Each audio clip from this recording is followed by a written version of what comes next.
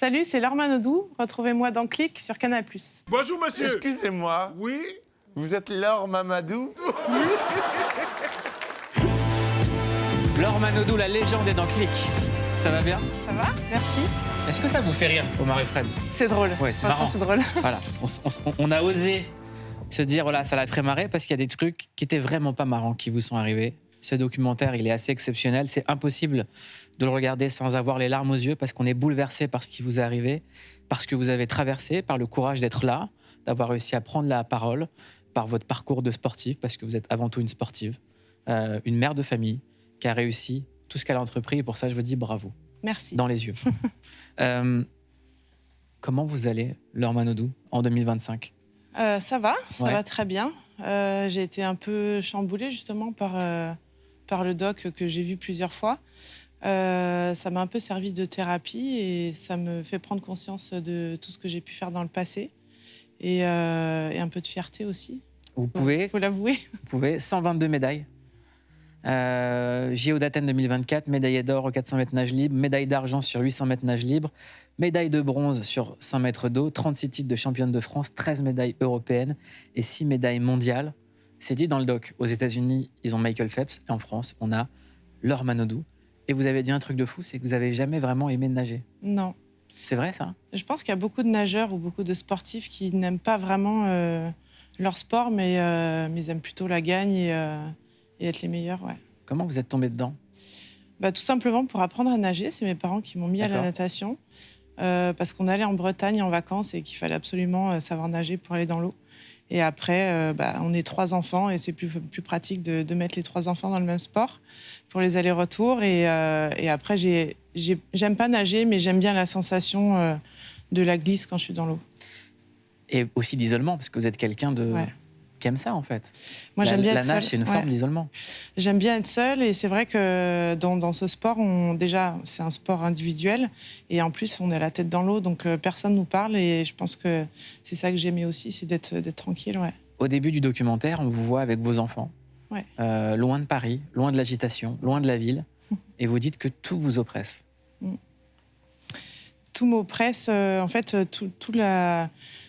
tout ce qui bouge, tout ce qui va vite, quand il y a beaucoup de monde, beaucoup de bruit, j'aime pas ça. Et moi, je viens à la base de la campagne, à côté de la région lyonnaise, et j'ai toujours ces repères-là. Donc, j'ai choisi aujourd'hui de vivre sur le bassin d'Arcachon, où il y a beaucoup de verdure, il y a la plage, et il y a des pistes cyclables. On peut faire plein de choses avec les enfants, et une grande tranquillité pour moi aujourd'hui, ouais. Très vite, on vous a reconnu un talent à la natation, et on vous a envoyé, très jeune, chez un entraîneur, Philippe Lucas, Ouais. et vous dites, voilà, moi, j'ai pas compris pourquoi mes parents m'ont envoyé là-bas. Vous l'avez senti comme une forme de désamour. Alors, on ne m'a pas envoyé, c'est moi qui ai fait le choix de partir. Ouais. Mais en étant maman, j'ai compris après que moi, j'étais incapable de laisser partir ma fille à 14 ans, qui va avoir 15 ans bientôt. Et avec un peu l'introspection que j'ai pu faire depuis ces dernières années, je me suis rendu compte qu'en fait, c'était de l'amour, de laisser partir ses enfants et de les laisser vivre leurs rêves. Et j'ai mis un petit peu de temps à m'en rendre compte, mais aujourd'hui, je me dis que j'ai eu la chance d'avoir des parents qui m'ont permis de croire en mes rêves et de me laisser libre de mes choix, en fait. Il y a quelque chose qui n'est pas raconté dans le doc, et moi, je me suis dit, mais comment est-ce que je l'aurais vécu à sa place? C'est le premier jour. C'était quoi votre... Chez Philippe Lucas ? Ouais. Le premier jour, c'est mon père qui m'avait amenée. Et après, c'était vite entraînement, avec découvrir le club, découvrir les nageurs. Non, mais je veux dire, dans la maison. Bonjour, c'est là que tu vas dormir. Parce Ouais. que lui, il a pris une maison exprès pour vous Ouais. accueillir. Vous arrivez chez un gars que vous ne connaissez pas, avec sa femme. Vous aviez quel âge? J'avais 14 ans. Voilà, c'est quoi Ouais. le premier jour? Comment... Je me rappelle plus. Je vous rappelle plus? Non, je me rappelle plus, mais en tout cas, il était très accueillant. Et Philippe a quand même une image de quelqu'un qui est dur à l'entraînement, mais à côté, j'ai toujours associé à mon deuxième papa, puisqu'il prend toujours soin des nageurs avec qui il est. Et moi, j'ai vécu chez lui, donc c'était quand il voulait me faire plaisir, on allait manger dans un fast-food ou. Vous vous laissez regarder la Starac? Ouais, ça marquait les gens, et c'est vrai que on habite à côté, puisqu'on habite à Melun. Et très permissif en dehors des entraînements. Par contre, dans l'eau, il rigolait pas. Ouais. J'aimerais qu'on regarde une archive ensemble. Une fois bien, 10 fois mal. D'accord? Si t'en veux rester une nageuse de merde, là, à faire n'importe quoi, tu prends tes affaires, tu te casses. D'accord? Tu sais quoi là? Tu m'expliques? T'as pas envie de nager cette année. D'accord? T'as pas la hargne. T'es 10 fois moins fort que l'année dernière. Tu le sais, ça? Alors, de temps en temps, tu fais un truc bien comme hier, mais hier, c'est une petite série. C'est du petit bain. Là, t'es pas capable d'envoyer. Alors, quand tu prends tes affaires, tu rentres chez toi. Dégage. Elles vous font sourire ou elles vous mettent l'angoisse, ces archives? Non, ça me fait sourire déjà parce que quand je vois ma tête, j'ai l'impression de voir mon fils, le dernier, quand je le gronde et qui s'en fout. Parce que là, vous vous en foutiez, vous. Ouais, en fait, je me disais, chouette, en fait, je me suis fait virer. Mon objectif, c'était de me faire virer plus d'une fois par semaine, puisque quand on ratait un entraînement ou qu'on se faisait virer, on le rattrapait le samedi après-midi. Et si on se faisait virer 2 fois, on ne le rattrapait pas le dimanche. Donc moi, mon objectif, c'était de me faire virer plus d'une fois par semaine. Donc là, je me suis dit, ouais, trop bien. Donc Sauf rebelle, en qu'après, je rentre à la maison et Philippe est là. Donc là, c'est un peu plus problématique. Mais à ce moment-là, je me dis, bon, de toute façon, moi, je sais ce que je fais dans l'eau. Je connais mon corps et je sais où je vais l'amener. Sauf que avec Philippe et les entraîneurs, forcément, c'est toujours plus et repousser ses limites. C'était un mode de communication unique entre vous ou il était comme ça avec tout le monde? Non, il était comme ça avec tout le monde parce que l'entraîneur est là pour pousser ses nageurs, ses sportifs. Et je pense que s'il n'avait pas été comme ça avec moi, j'aurais jamais été championne olympique. Ah ouais? Ouais. C'est quoi la fois où vous avez le plus engueulé et ça a porté ses fruits? Pas forcément d'engueulade, mais quand on était au championnat du monde à Montréal, où je m'étais qualifiée 8e en finale, Ouais. et là, il y a eu un switch. Il a compris en fait ce qu'il fallait me dire. Et je termine par être championne du monde. Donc c'est vraiment, il faut trouver les bons mots. Et c'était quoi les bons mots à ce moment-là? Je sais plus, c'était la meilleure. Tu vas partir, t'es à la ligne 8, donc personne va te voir, tu pars à fond. Et la stratégie de Philippe, de toute façon, c'était partir à fond et revenir à fond. Donc on n'avait pas trop le choix. Parce que vous avez été hyper médiatisé, mais du coup, lui aussi, il a eu sa caricature au Guignol. Comment est-ce que vous aviez vécu tout ça, tous les deux, d'être dans ce Très bien. tourbillon? Moi, j'avais de la chance parce que Philippe me protégeait beaucoup de tout. Quand il y avait des médias, il faisait ce qu'il pouvait, parce qu'il y avait aussi le groupe avec lequel on nageait. Mais c'était vraiment un instinct de protection qu'il avait envers moi et qu'il a toujours aujourd'hui, même si on ne se donne pas de nouvelles tous les jours. Mais je sens qu'il y a un lien qui ne se cassera jamais avec Philippe. On parle beaucoup d'un mot, c'est le consentement dans les relations entre deux personnes. Il y a un mot dont on parle peu, c'est celui du consentement médiatique. Ouais. C'est que vous êtes devenu la propriété des Français et des médias. Vous ne pouviez plus marcher quelque part sans qu'on vous filme. Ça vous rendait complètement dingue, même des fois triste. Ouais. Vous faisiez même la tête sur les podiums. Et on voyait, enfin, quand on voit dans le documentaire, on voyait que c'était de l'agression, que vous le viviez comme une agression. Ouais. Les gens qui avaient les appareils photo ne le voyaient pas. C'est vrai que en voyant ces images, je me rends compte aujourd'hui, 20 ans après, que ça se fait pas. Mais le sport, la natation, n'était pas trop médiatisé et professionnalisé comme aujourd'hui. On n'avait pas de zone mixte, on n'avait pas d'attaché de presse, on n'avait pas tout ça. Et aujourd'hui, je suis contente de voir que ça existe, d'avoir montré un peu la voie. Et c'est vrai que c'était compliqué. Là, c'était un simple entraînement. Et de voir que limite, je pouvais tomber dans l'eau parce que les journalistes étaient trop près. On se demande à ce moment-là, qu'est-ce qui dirige tout ce chaos, en fait? Est-ce que c'est le respect de la personne? Il n'y en a pas. Est-ce que c'est juste avoir des images parce que je venais d'arriver à Mulhouse et qu'il faut à tout prix avoir la première image? Et pour moi, aujourd'hui, de me rendre compte et de faire ce documentaire, c'est aussi montrer que derrière un sportif, il y a un humain et il n'est pas souvent respecté. Parce qu'il y a des objectifs, parce qu'il y a un entraîneur, parce qu'il y a des contrats, parce qu'il y a une pression de résultats. Et aujourd'hui, si ça peut servir aux sportifs qui sont en activité, ça serait bien. J'ai l'impression qu'on a aussi oublié que vous étiez une jeune femme. Ouais, je pense que le fait d'être une femme, ça n'a pas forcément joué en ma faveur. Je pense que Florent Manodou, il y a 20 ans, on l'emmerderait un peu moins pour rester. Mais c'est vrai que on subit un peu. Quand on a 20 ans, c'est un peu... on n'a pas le choix. De toute façon, on doit donner, même si on n'est pas d'accord. Et moi, ça, je l'ai très, très mal vécu. J'en parle beaucoup à mes enfants dans la notion du consentement pour toute la vie de tous les jours, parce que c'est important. Mais parce que j'ai vécu tout ça avant et que j'ai compris beaucoup de choses aujourd'hui. Donc moi, quand on essayait de me prendre en photo et que les journalistes et les photographes étaient à gauche, moi, je respirais qu'à droite parce que je n'avais pas décidé et qu'on me le prenait à ce moment et que je n'avais pas envie de le donner. Il y a des choses qu'on vous a appris qu'on ne vous rendra plus jamais? Il y a eu beaucoup de moments qu'on m'a pris, mais parce que c'est aussi les aléas de la vie. Et je pense que sans tous ces moments, je ne serais pas la femme que je suis aujourd'hui. Mais je ne le regrette pas.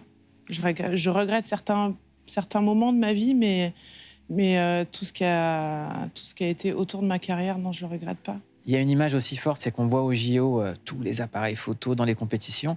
Et on voit votre maman avec un petit appareil jetable. Ouais. À l'époque, on avait ça, des appareils jetables. Ces photos, vous les avez revues? Les photos, je pense que mes parents les ont encore. Est-ce qu'elles ont plus de valeur que tout ce qu'il y a eu dans les tabloïds et compagnie?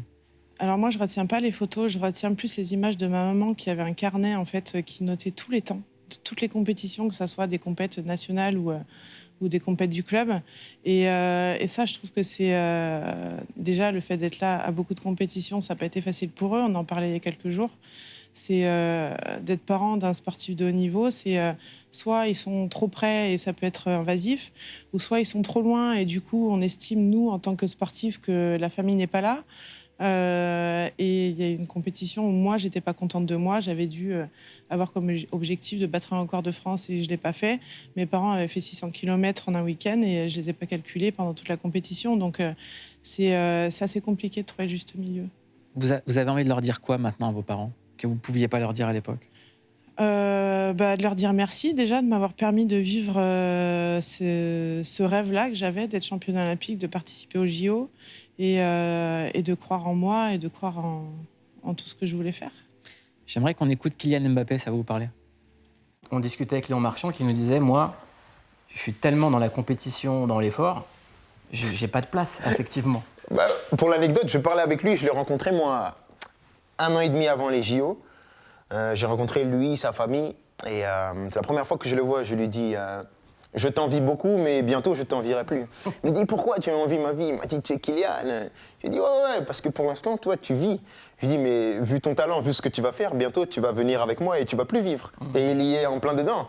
C'est bien, c'est top parce qu'il a écrit l'histoire, il a fait quelque chose de fantastique, mais il va rentrer dans le club de ceux qui sont vus partout et tout le temps.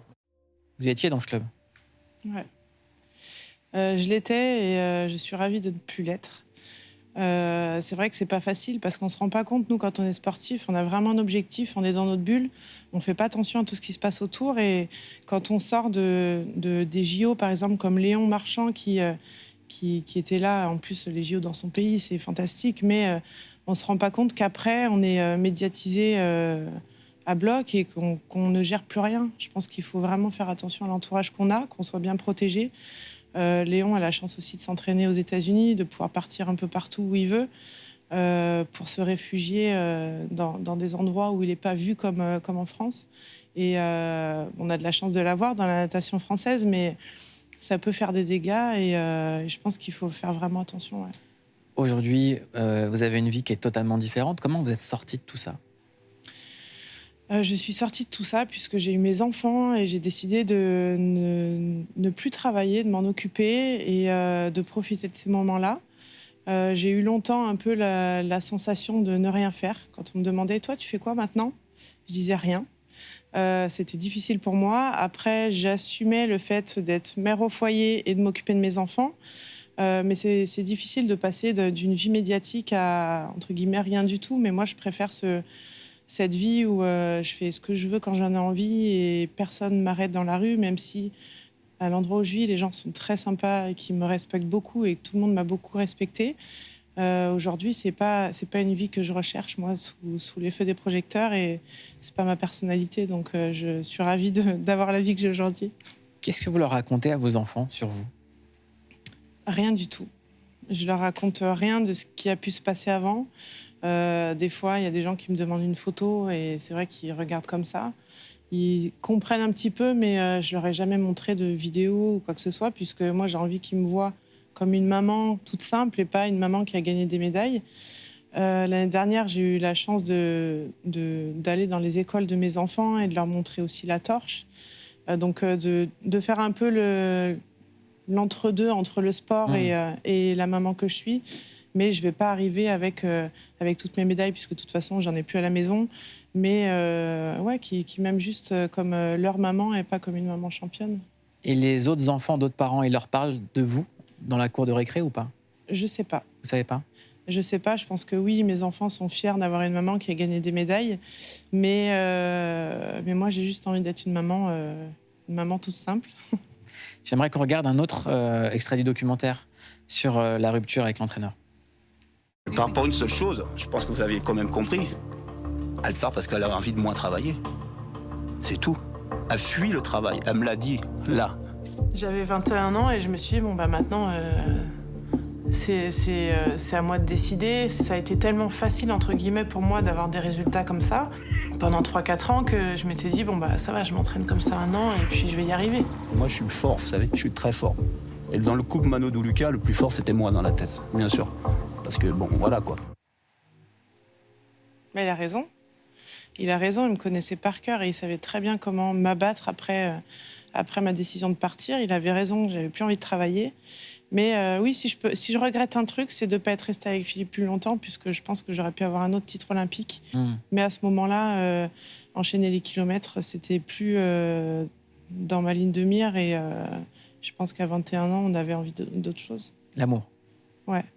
Vous êtes partie par amour? Je suis partie par amour et je suis partie plus parce que j'en pouvais plus. Parce qu'avec Philippe Lucas, on ne peut pas s'entraîner 15 ans. On s'entraîne une période, on fait 16 km par jour, 6 jours sur 7, et c'est compliqué de voir la vie après. Et pour moi, j'avais fait ma période. Je savais que je faisais une bêtise et que j'allais pas arriver aux Jeux de Pékin en ayant une médaille ou le titre. Donc je savais ce qui allait se passer, mais en même temps, quand on fait une décision, quand on prend une décision, je pouvais pas revenir en arrière, déjà par fierté. Et aussi parce que même si je reviens avec Philippe, j'aurais pas tout donné pour m'entraîner à 100%. Quand on voit l'engouement que ça crée, la Manodou-mania, est-ce que vous auriez pu vivre cette vie à l'ère des réseaux sociaux? Je sais pas si j'aurais pu le vivre à cette période. C'est différent puisque nous, maintenant, quand on a des réseaux, on décide de ce qu'on peut donner comme image. À l'époque, il y a 20 ans, on pouvait pas le faire. Je peux pas savoir. Franchement, j'en sais rien. Je suis pas quelqu'un de très actif sur les réseaux parce que je préfère garder ma vie pour moi. Donc, c'est une question, je peux pas trop répondre. Est-ce que le système médiatique était misogyne avec vous? J'ai pas l'impression, non. Enfin, j'arrive pas trop à me rendre compte et je préfère pas trop le penser. J'aimerais qu'on regarde un autre extrait avec des questions du journaliste en rafale. J'ai vu Philippe Lucas ce matin, il semble quand même très affecté par votre départ. Est-ce qu'il y a des gens qui t'ont conseillé de rester, de réfléchir plus longtemps? Pourquoi ne pas continuer avec lui, puisqu'il vous a emmené quand même sur les podiums? Vous comprenez que ça puisse émouvoir les Français, que leur champion, leur Manodou quitte le sol français? Est-ce que vous avez envisagé d'épouser Lucas? Est-ce que vous avez envisagé de l'épouser? La vie à Turin, tout seul dans une grande ville, je ne connais pas très bien. Si vous rompez, vous revenez là? C'est quand même quelque chose de grave comme décision dans votre vie, si jamais l'histoire d'amour se termine. On juge beaucoup plus durement les femmes sur ce genre d'histoire, ouais, c'est sûr et certain. Moi, ce qui me choque le plus, c'est quand même quelque chose de grave dans votre vie. Et à force d'entendre ces choses-là, on les croit et du coup, on se dit, mais en fait, on joue sa vie. Non, aujourd'hui, on joue plus sa vie. Le sport, c'est fait pour être une passion, pour s'amuser et pour avoir des sensations. Et quand on est dans ce tourment un peu médiatique, on n'y arrive plus. Je pense que c'est aussi pour ça que j'ai explosé. C'est qu'il y avait trop de pression, trop de questions, trop de responsabilités mises sur mes épaules. À un moment donné, j'ai entendu, non mais le choix de l'or, les choix de l'or vont découler de tous les résultats de la Fédération française de natation. Même si moi, j'étais la seule à pouvoir gagner des médailles à cette époque-là, à 20 ans, quand on entend ça, c'est mais purée, mais en fait, je suis la seule à devoir assouvir à tous les désirs des gens, en fait. Et pour moi, c'est compliqué. Et d'entendre mon frère dire ces choses-là, moi, je ne m'en rends pas compte. Mais parce que c'est du passé aussi et qu'aujourd'hui, peut-être que ça se fait autrement. Et que lui, il le dit clairement. Ouais. Je suis un mec, on me traite pas pareil. Ouais. Ça, c'est difficile pour moi de m'en rendre compte. Déjà parce qu'il y a 20 ans d'écart entre ma carrière et ce que Flo dit. Mais je préfère penser que non. Autre moment bouleversant dans le documentaire et qui a dû l'être... Enfin, j'imagine même pas comment ça a dû être compliqué à vivre, c'est quand, en 2007, des photos intimes sont publiées. C'était pas au-dessus de mes capacités, mais j'avais un peu autre chose dans la tête, donc voilà, je dirais pas ce que c'est, mais voilà, je suis un petit peu tracassée, quoi. C'est pas grave.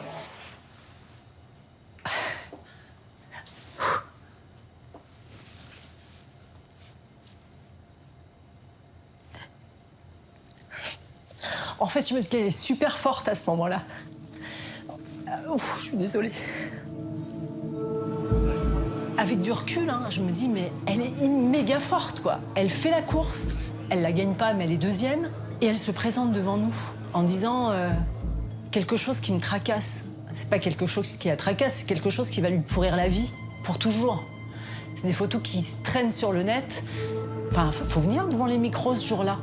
Elle doit savoir que nous, on sait aussi. Elle est forte, quoi. C'est une machine qui s'emballe. Hein. On est au début, je crois, de l'ère des réseaux sociaux, enfin du digital. Donc ça, c'est à nouveau un tsunami qui s'abat sur nous, qui s'abat sur elle. Et moi, je pense surtout à elle à ce moment-là. Je me dis comment on fait pour la préserver, comment elle fait, elle, pour continuer tout ce qui est en place. Et je suis très inquiet pour elle.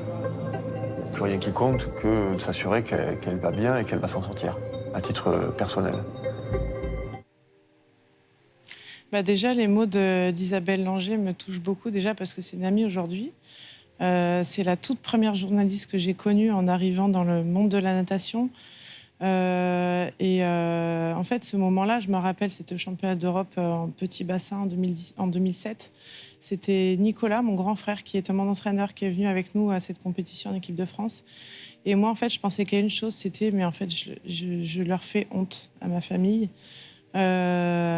J'essaye de ne pas montrer tout ce que je ressens et en fait, à l'intérieur, il y a tout qui s'écroule parce que je savais qu'à un moment donné, elles allaient sortir ces photos.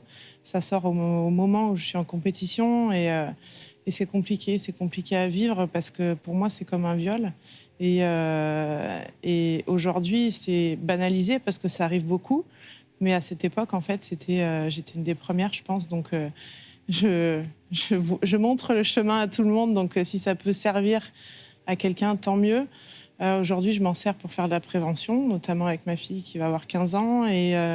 Et on ne voit pas tout ce qui se passe dans la tête des gens et surtout comment ça peut affecter une personne. Donc, Qu'est-ce qui s'est passé dans votre tête à vous ? Moi, j'avais envie de me faire la plus petite possible. J'avais honte déjà d'avoir fait ça et d'avoir été la cible de cette personne-là. Et aussi par rapport à mes parents, par rapport à mon grand frère qui était là et qui a juste 1 an de plus que moi, en fait. Et je pense que c'était dur à gérer. On n'en a jamais reparlé avec mon petit frère aussi. On a fait un interview il n'y a pas longtemps et on s'est dit, en fait, on n'en a jamais reparlé parce que déjà, moi, j'avais pas forcément envie de ressasser ce truc-là, mais parce que je pense que toute la famille, ça nous a beaucoup peiné. Et quand ça arrive à un de tes enfants, c'est compliqué d'en parler parce que je pense qu'il y a un peu de honte de ma part vis-à-vis de mes parents. Et après, les parents, quand ils sortent aussi de chez eux, c'est bon, tout le monde a vu sa fille à poil, donc forcément, c'est compliqué, ouais. Mais aujourd'hui, ça va très bien. je suis OK avec ça. Qu'est-ce qui vous a aidé ? Ce qui m'a aidée, c'est de me renfermer sur moi, comme je peux encore le faire aujourd'hui quand il y a quelque chose qui ne me va pas. Je pense que c'est vraiment, je mets une carapace énorme autour de moi et plus rien ne peut m'impacter. Et c'est à un moment donné de dire, OK, c'est arrivé, de toute façon, je ne peux rien changer, je ne peux pas changer le passé. Je vais essayer d'avancer et de toute façon, tout ce qui doit se passer arrivera. Et c'est comme ça, c'est la vie. La santé mentale, c'était tabou à l'époque dans le sport ? On n'en parlait pas. D'accord. On n'en parlait pas et je pense que c'est nouveau maintenant d'être suivi par un psy, par un préparateur mental, par beaucoup de personnes qui sont autour de la santé et pas forcément que des psys, mais du bien-être en fait du sportif et que ça soit dans le sport ou ailleurs. Mais en tout cas, le sportif a besoin d'être accompagné. Pas que autour des compétitions, mais vraiment toute l'année pour pouvoir décharger et comprendre pourquoi il y a des choses qui se passent dans cette vie-là. Quand on parle de cette séquence qui est dans le documentaire et que vous dites ce documentaire, ça a été comme une thérapie, ouais. Est-ce que de revoir ce moment-là et de l'avoir évacué dans un documentaire, ça vous a fait du bien? J'avais déjà vécu avant et ça m'a pas fait de mal d'en parler. Parce qu'aujourd'hui, il y a beaucoup de choses qui se passent avec les réseaux sociaux, les téléphones. Donc j'ai entre guillemets mis ça derrière moi et j'ai aucun problème à en parler. Maintenant, ça s'est arrêté, mais pendant de nombreuses années, j'ai reçu des messages avec beaucoup d'insultes et qui me renvoyaient les photos. Donc forcément, ça me replongeait dedans. C'est-à-dire que donc, les photos sont publiées et il y a des gens qui, pendant des années, s'amusent à vous les renvoyer? Ouais, je pense que ça pendant... Sans un message, sans rien, juste les photos? Avec quelques insultes. Et ça a duré... c'était en 2007 et je pense que ça a duré bien 15 ans. Là, ça s'est arrêté et de toute façon, je peux rien faire. Est-ce que vous qualifiez le fait qu'on vous vole votre intimité comme un viol? Ouais. Quand on vous le renvoie tout le temps, on le qualifie comment? C'est difficile, en fait... pas forcément de recevoir les photos, puisque ça, de toute façon, c'est fait, c'était sur Internet. Il y a eu un nettoyage, entre guillemets, qui a été fait, mais on ne peut pas empêcher les gens de prendre des captures d'écran. C'était plus les insultes, où je trouve que c'est méchant, c'est gratuit, en fait. Donc, et puis, dans quel intérêt de faire mal à une personne? Moi, je trouve que chacun vit sa vie et je ne vois pas pourquoi on devrait faire du mal à quelqu'un. J'aimerais qu'on regarde un moment très émouvant du documentaire. C'est très simple, ce que j'aurais à dire, c'est qu'on a eu la chance de se rencontrer et que je l'ai considérée comme ma fille et que pour moi, la période qu'on a travaillé ensemble, elle a été exceptionnelle dans ses résultats. Après, je lui souhaite le meilleur et même si un jour elle a besoin de moi, il n'y aura pas de souci. Parce que moi, j'ai une mémoire, je me rappelle des choses. Même s'il y a eu des accros, il faut quand même te rappeler, c'est une belle histoire. Parce que si au bout de 20 ans, vous êtes encore là, c'est que c'est une belle histoire. Je pense qu'elle a enfin mis derrière elle, sans l'oublier, tous ses succès, mais aussi toutes ses peurs et tous ses doutes, etc. Elle a enfin épanoui, en fait. À 37 ans, il était temps. Il était temps d'être épanoui, donc ouais. Je suis très fier de la femme qu'elle est devenue avec toutes les péripéties qui se sont passées dans sa vie. Je vais pas repleurer, je vais garder ça pour moi, mais Philippe, c'est quelqu'un que j'ai profondément aimé et que j'aime encore beaucoup. Il me connaît par cœur, même si on s'appelle 1 fois, 2 fois par an. Il a la faculté, je sais pas comment il fait, de savoir ce qui se passe dans ma vie sans que je lui dise, sans que personne soit au courant. Et ça, je trouve ça beau, cette relation, parce que oui, il y a eu des hauts, il y a eu des bas, mais l'humain est encore là et de pouvoir, au-delà de la carrière sportive, pardonner le fait que je sois partie sans rien dire, qu'on se recroise après au bord des bassins, qu'ils prennent une nageuse pour me battre. Je pense que Philippe, c'est vraiment une bonne personne. Et après, voir mon frère dire que ça y est, je suis enfin heureuse à 37, bon maintenant j'ai 38 ans, mais d'accepter tout ce que j'ai vécu et d'aller de l'avant. Et je pense que c'est émouvant. Il utilise le mot épanoui. Ouais. Pour vous, en quoi vous êtes épanoui aujourd'hui? Je suis épanouie aujourd'hui parce que j'assume qui je suis. J'essaye d'être une bonne maman. Ça, c'est important pour moi. D'être là pour mes enfants. Alors peut-être que je serai trop là. Ils me le diront peut-être quand ils auront des enfants. Mais d'assumer mes choix et de pouvoir marcher la tête haute. Et l'amour? Et l'amour, tout va très bien aujourd'hui. Tout va très bien aujourd'hui. Ouais. Il faut absolument regarder ce documentaire, ça s'appelle L'or, c'est sur Canal. Bravo Laure Manodou. Merci. Merci beaucoup d'être venue dans Click, ça fait longtemps qu'on voulait parler avec vous. Et qu'est-ce que je peux vous dire à part que vous êtes charmée? Bonne année. Voilà, bonne année, meilleurs vœux. Merci. Merci Laure.